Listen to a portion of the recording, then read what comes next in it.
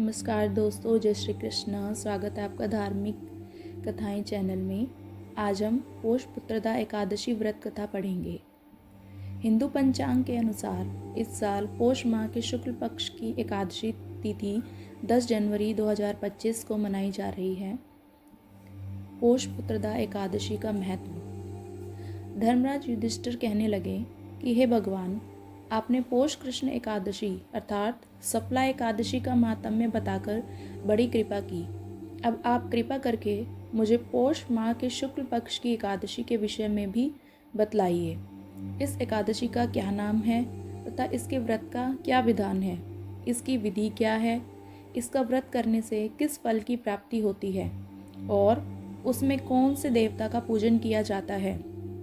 कृपया यह सब विधान पूर्वक कहिए। भगवान श्री कृष्ण बोले, पोष माह के शुक्ल पक्ष में आने वाली इस एकादशी को पोष पुत्रदा एकादशी कहा जाता है। इसमें भी नारायण भगवान की पूजा की जाती है। विधि पूर्वक इस व्रत को करना चाहिए। इस चर और अचर संसार में पुत्रदा एकादशी के व्रत के समान दूसरा कोई और व्रत नहीं है। इसके पुण्य से मनुष्य तपस्वी, विद्वान और लक्ष्मीवान होता है। इसकी मैं एक कथा कहता हूँ, सो तुम ध्यान पूर्वक सुनो। अब हम पोष पुत्रदा एकादशी की व्रत कथा पढ़ेंगे। भद्रावती नामक नगरी में सुकेतुमान नामक एक राजा राज्य करता था। उसके कोई पुत्र नहीं था। उसकी स्त्री का नाम शैव्या था।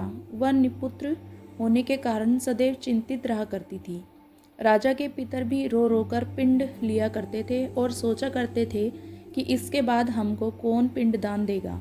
राजा को भाई, बांधव, धन, हाथी, घोड़े, राज्य और मंत्री, इन सब में से किसी से भी संतोष नहीं होता था।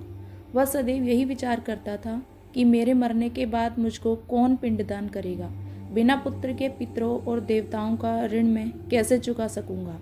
जिस घर में पुत्र न हो उस घर में सदैव अंधेरा ही रहता है। इसलिए पुत्र प्राप्ति के लिए प्रयत्न करना चाहिए। जिस मनुष्य ने पुत्र का मुख देखा है वह धन्य है। उसको इस लोक में यश और परलोक में शांति मिलती है, अर्थात उनके दोनों लोग सुधर जाते हैं। पूर्व जन्म के कर्म से ही इस जन्म में पुत्र, धन आदि प्राप्त होते हैं। राजा इस प्रकार रात दिन चिंता में लगा रहता था।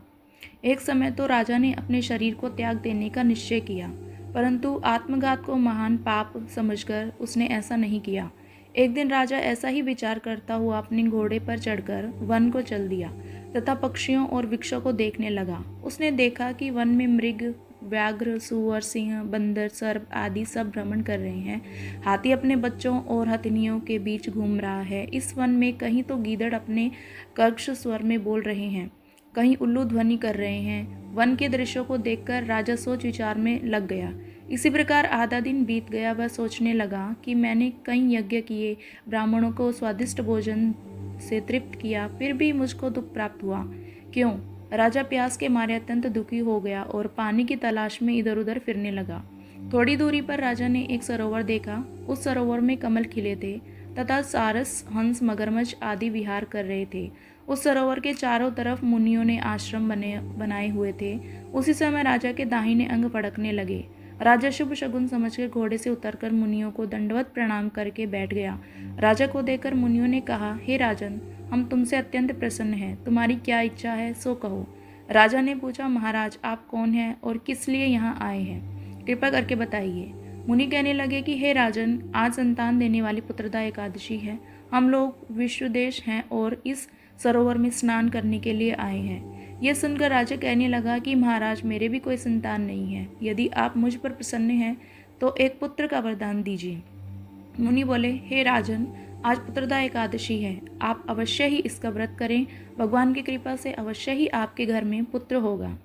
मुनि के वचनों को सुनकर राजा ने उसी दिन एकादशी का व्रत किया और द्वादशी को उसका पारण किया। इसके पश्चात मुनियों को प्रणाम करके महल में वापस आ गया। कुछ समय बीतने के बाद रानी के गर्भ धारण किया और 9 महीने के पश्चात उनके एक पुत्र हुआ। वह राजकुमार अत्यंत शूरवीर, यशस्वी और प्रजापालक हुआ। श्री कृष्ण बोले, हे राजन, पुत्र की प्राप्ति के लिए पुत्रदा एकादशी का व्रत करना चाहिए। जो मनुष्य इस महात्म्य को पढ़ता या सुनता है उसे अंत में स्वर्ग की प्राप्ति होती है। भगवान विष्णु को लगाएं ये 3 भोग। भगवान विष्णु को इन 3 चीज़ों का भोग लगाना चाहिए। सबसे पहले पंजीरी। पोष पुत्रदा एकादशी पर भगवान विष्णु को धनिया की पंजीरी का भोग लगाना बहुत अच्छा माना जाता है। इस भोग को अर्पित करने से घर में धन का अभाव नहीं रहता, साथ ही देवी लक्ष्मी खुश होती हैं। पंचामृत। एकादशी पर भगवान विष्णु को पंचामृत का भोग जरूर लगाना चाहिए। ये उनके प्रिय भोग में से एक है। कहते हैं कि इस भोग को अर्पित करने से जीवन में शुभता आती है, साथ ही भय बाधाओं से मुक्ति मिलती है। केसर की खीर। यह भोग नारायण के लिए बहुत प्रिय है। इस चढ़ाने से मनचाहा वरदान मिलता है। ऐसे में इस दिन विष्णु जी को ये भोग जरूर लगाएं। भोग लगाते समय करें इस मंत्र का जाप।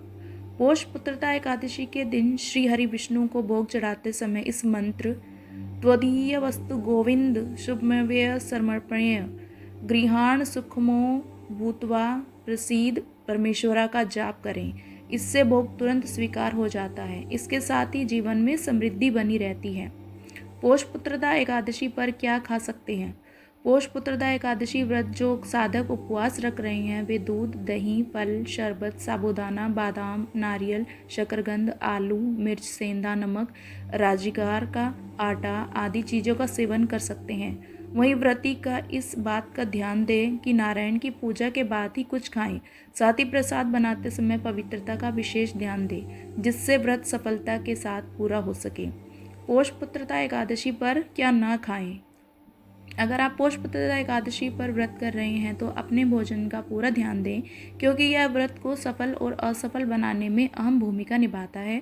बता दें, व्रती को एकादशी व्रत के दिन अन्न खाने से बचना चाहिए। इसके अलावा इस तिथि पर तामसिक भोज जैसे मांस, मदिरा, प्याज, लहसुन, मसाले, तेल आदि से भी दूर रहना चाहिए।